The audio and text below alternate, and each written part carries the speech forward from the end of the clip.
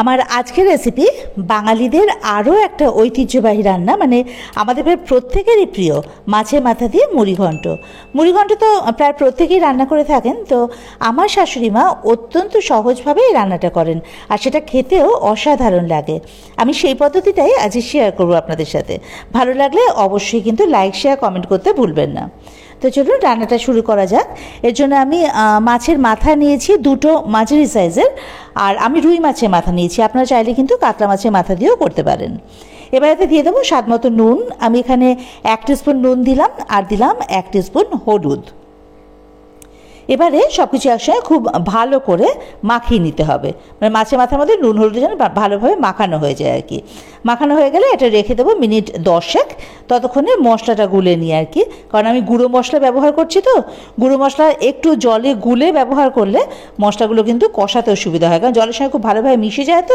তো আমি এখানে নিলাম 1 টিস্পুন জিরে গুঁড়ো, 1 টিস্পুন ধনের গুঁড়ো, আর হলুদটা কিন্তু আমি এখনই দিয়ে দেবো।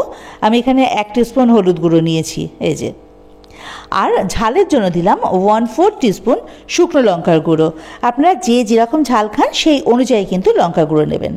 আর রঙটা যাতে ভালো আসে এর জন্য কাশ্মীরি লঙ্কার গুঁড়ো নিলাম 1 টিস্পুন, এতে ঝাল হবে না। এবারে অল্প একটু জল দিয়ে এটাকে ভালো করে গুলে নেব। রান্নার অন্যান্য উপকরণগুলো জোগাড় করতে থাকি, ততক্ষণে এটা ভিজুক। মশলাটা ফুলে উঠবে, তাতে জলের সঙ্গে মিশেও যাবে, আর মশলা কষাতেও সুবিধা হবে, তাতে রান্নার টেস্টটাও কিন্তু বেশ ভালো আসবে। এই যে, আর নিয়েছি গোবিন্দভোগ চাল। মুড়িঘণ্ট যখন গোবিন্দভোগ চাল আমি নিয়েছি 4 টেবিল স্পুন মতো, মানে 1/4 কাপ হবে মেজারিং কাপের। এটা জল দিয়ে 4-5 বার খুব ভালোভাবে ধুয়ে নিয়েছি, তারপর অল্প একটু জল দিয়ে মিনিট 10 এটা ভিজিয়ে রেখেছি। আর আলু নিয়েছি আমি মিডিয়াম সাইজের দুটো। আলুর খোসা ছাড়িয়ে ছোট ছোট ডুমো ডুমো করে কেটে নিয়ে খুব ভালো করে ধুয়ে নিয়েছি। সব জোগাড় রেডি। এবার রান্না করার পালা। তার জন্য কড়াইতে সর্ষের তেল দিলাম। তেলটা যখন বেশ ভালোভাবে গরম হয়ে যাবে, ফ্লেমটাকে মিডিয়ামে করে নুন হলুদ মাখিয়ে রাখা মাছের মাথাগুলো একে একে তেলের মধ্যে দিয়ে দিতে হবে। আর এটা ঢাকা দিয়ে মিনিট খানেক রাখবো। আবার মিনিট খানেক পর ঢাকাটা খুলে মাথাগুলো উল্টে দেবো। ঢাকাটা কিন্তু পুরোটা দেবেন না, একটু ফাঁকা রাখবেন। ঢাকাটা দেওয়া হচ্ছে জাস্ট নিজের সেফটির জন্য। ঢাকাটা ঢালের কাজ করবে, কারণ মাছের মাথা না ভাজার সময় অনেক সময় ভীষণ ফোটে, তেল ছিটে গায়ে আসতে তখন ফোসকা পড়ে যাবে না। ওই জন্য ঢাকা দিয়ে দিয়ে মাছের মাথাটাকে এপিট ওপিট করে ভেজে নিতে হবে বেশ লাল করে। তো মুড়িঘণ্ট তো আমরা সাধারণত মাছের মাথা দিয়ে করি, খেতেও আমাদের ভীষণ ভালো লাগে। নিরামিষ মুড়িঘণ্টও কিন্তু হয়, আমার চ্যানেলে আছে নিরামিষ মুড়িঘণ্ট, সেটাও কিন্তু খেতে অসাধারণ লাগে। তাতে অবশ্য মাছের মাথা থাকে না, নিরামিষ তো যাই হোক, খেতে কিন্তু সেটা ভীষণ ভালো হয়। আপনার যদি মনে হয় নিরামিষ মুড়িঘণ্টটা কিন্তু একবার দেখতে পারেন, দারুণ লাগে। নিরামিষ দিনে করে নেওয়া যায় ওটা। তো যাই হোক, মাছের মাথাটাকে উল্টে পাল্টে এভাবে বেশ লাল করে ভেজে নিতে হবে। মিনিট 3-4 সময় লাগবে মাছের মাথাটা ভাজতে আর কি। মিডিয়াম ফ্লেমে কিন্তু মাথাটা ভেজে নিতে হবে। ভাজা হয়ে গেছে, এই যে দেখুন, এটা তুলে রাখলাম এবার আলাদা পাত্রে। এইবারে ওই তেলে ওই যে ছোট ছোট করে আলু কেটে রেখেছিলাম, সেই আলুগুলো দিয়ে দেবো। এবার কিন্তু ফ্লেমটা হাইতে করে দেবো। দিয়ে দেবো স্বাদ মতো নুন। এখানে আমি 1/2 টিস্পুন মতো নুন দিয়ে দিয়েছি। দিয়ে হাই ফ্লেমে আলুটাকে বেশ লাল করে ভেজে নিতে হবে। এই যে দেখুন, আলুটা ভাজা হয়ে গেছে, বেশি সময় লাগে না আলু ভাজতে, মিনিট 2-1 মধ্যে কিন্তু ভাজা কমপ্লিট হয়ে যায়। আলুটা ভেজে তুলে রাখলাম। এবারে ওই তেলে দিয়ে দেবো মাখন। আমি এখানে 2 টেবিল স্পুন মতো মাখন দিয়েছি।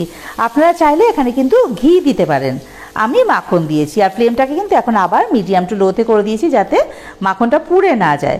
এবারে যে ফোড়নের ব্যবস্থা, এই জন্য নিয়েছি গরম মশলা, গোটা গরম মশলা, মানে এলাচ, লবঙ্গ, দারচিনি, জিরে, তেজপাতা আর গোটা শুকনো লঙ্কা।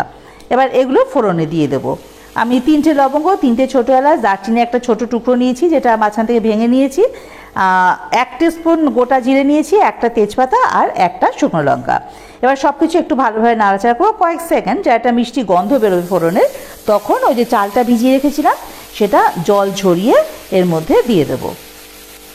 হাই ফ্লেমে চালটাকে কিন্তু একটু ভালো করে ভেজে নিতে হবে। খুব বেশি সময় না, ওই মিনিট 1.5 কি মিনিট 2 সময় ধরে একটু নাড়াচাড়া করে চালটাকে ভালো করে ভেজে নিলেই হবে। এই যে দেখুন, চালটা কিন্তু ভাজা কমপ্লিট হয়ে গেছে।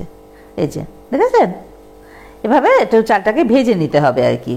এবারে এর মধ্যে ওই যে মশলা গুলে রেখেছিলাম সেই মশলার পেস্টটা দিয়ে দেবো, আর যেই বাটিতে মশলা রেখেছিলাম সেই বাটিটা ধুয়ে একটু জল এর মধ্যে দিয়ে দেবো, তাতে মশলাটা খুব ভালোভাবে কষানো যাবে, পুড়ে যাওয়ার আর কোনো চান্স থাকবে না, চালও পুড়বে না, মশলাটাও নয়। তো এই জন্য অল্প একটু জল দিয়ে কিন্তু আবারও মিনিট 2 খুব ভালোভাবে নাড়াচাড়া করে এর মধ্যে মিশিয়ে নিতে হবে। এবারে এর মধ্যে দিয়ে দেবো কিশমিশ। আমি 1 মুঠ মতো কিশমিশ একটু ভিজিয়ে রেখে দিয়েছিলাম, আর দেবো ওই ভেজে রাখা আলুগুলো।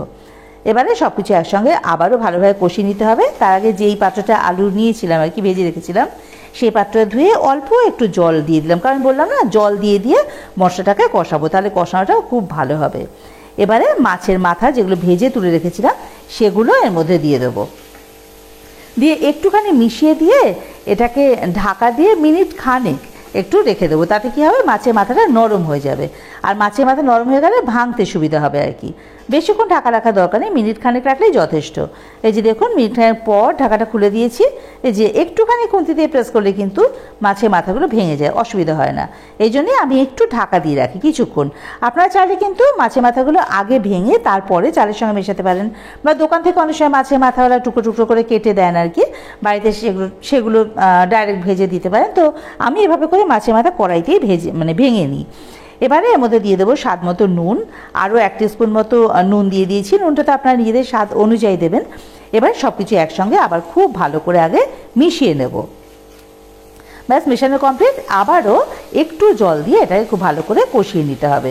জল দিয়ে দিয়ে কষালে এই সমস্ত চাল, আলু, মাছের মাথা সব কিছু মশলার সঙ্গে খুব ভালোভাবে কষানো কমপ্লিট হয়ে যাবে।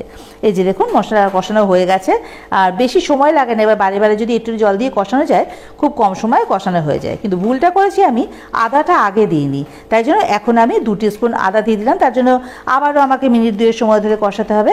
আপনারা কিন্তু যখন মশলা দেবেন তখনই কিন্তু আদা বাটাটা দিয়ে দেবেন, আমি ভুলে গিয়েছিলাম বলে এখন দিলাম আর কি। আবারও খুব ভালো করে কষিয়ে নিয়েছি।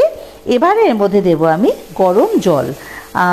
আমি চাল নিয়েছিলাম 1/4 কাপ মেজারিং কাপের, তো সেই মেজারিং কাপ মেপেই 1 কাপ গরম জল কিন্তু এর মধ্যে আমি দিয়ে দিলাম। এই যে এবারে এটা ফ্লেমটাকে কমিয়ে ঢাকা দিয়ে মিনিট 5 কি 7 রেখে দেবো, তাতে চালটাও সেদ্ধ হয়ে যাবে আর আলুও সেদ্ধ হয়ে যাবে। বেশি সময় কিন্তু লাগবে না চাল আলু সেদ্ধ, কারণ চালটা 10 মিনিট ভিজিয়ে রেখেছিলাম, আলু ওরকম কিউব করে কাটা, ভেজে নেওয়া, তারপর কষিয়েছি, তাতেই কিন্তু মোটামুটি অনেকটা নরম হয়ে এসছে। এই যে দেখুন ঢাকাটা খুলে দিলাম, জলটা কিন্তু শুকিয়ে গেছে একেবারেই, আর আলু বা চাল এগুলো কিন্তু খুব ভালোভাবে সেদ্ধ হয়ে গেছে। এই যে আলু একদম সেদ্ধ, আর চালটাও দেখুন ভালোভাবে সেদ্ধ হয়ে গেছে, এটা দেখেছেন। কাজে মোটামুটি কমপ্লিট। আর ফ্লেমটা কিন্তু এখন বাড়িয়েই দেবো, সব কিছু ভালোভাবে মিশিয়ে দিয়ে এবার এর মধ্যে চিনি দেবো। আমি এখানে 2 টিস্পুন মতো চিনি দিলাম মিষ্টির জন্য, কারণ মুড়িঘণ্টটা একটু মিষ্টি মিষ্টি ভালো লাগে। আপনারা কিন্তু আপনাদের স্বাদ অনুযায়ী মিষ্টিটা দেবেন। এবারে চিনিটাকে আবার খুব ভালোভাবে এর সঙ্গে মিশিয়ে নিতে হবে, যাতে মুখে না পড়ে আর কি চিনি। খুব ভালোভাবে কিছুক্ষণ কষিয়ে নিতে হবে, মিনিট খানেক। ফ্লেমটা এখন হাইতেই রাখবো, কারণ রান্না তো প্রায় কমপ্লিট। এবারে এর মধ্যে দিয়ে দেবো আমি গরম মশলা গুঁড়ো 1 টিস্পুন, আর কাঁচা লঙ্কা আমি এখানে 2টো দিয়েছি। আপনারা কিন্তু যে যেরকম ঝাল খান সেই অনুযায়ী কিন্তু কাঁচা লঙ্কা দেবেন। আমি এখানে ফ্লেভারের জন্য দিয়েছি, এই সময় কাঁচা লঙ্কা দিলে না ফ্লেভারটা ভীষণ ভালো আসে। আপনারা চাইলে কিন্তু এখন ঘি দিতে পারেন 1 টিস্পুন, কিন্তু আমি আর ঘি দেবো না। তো এটা মোটামুটি কমপ্লিট আমার। এবার আমি ফ্লেমটাকে অফ করে ঢাকা দিয়ে স্ট্যান্ডিং টাইমে রেখে দিলাম মিনিট 3। মিনিট 3 পর ঢাকাটা খুলে নিলাম। দেখুন রেডি আমাদের মুড়িঘণ্ট। এই যে এটা কিন্তু খেতে ভীষণ ভালো হয়। অনেকে অবশ্য পেঁয়াজও দেন, তো এখানে আমি পেঁয়াজ দিইনি, তা সত্ত্বেও এটাকে খেতে অসাধারণ লাগে। এবার তো এটা সার্ভিং প্লেটে নামিয়ে নেওয়া পালা। তো আপনাদের রেসিপিটা কেমন লাগলো অবশ্যই কিন্তু আমাকে কমেন্ট বক্সে জানাতে ভুলবেন না। যদি ভালো লাগে তাহলে আমার চ্যানেলটা সাবস্ক্রাইব করে আমার পাশে থাকার অনুরোধ রইল, আর বেল আইকনটা ক্লিক করে দেবেন, তাতে করে নতুন কোনো রান্না আমি আপলোড করলে তার নোটিফিকেশনটা আপনাদের কাছে পৌঁছে যাবে।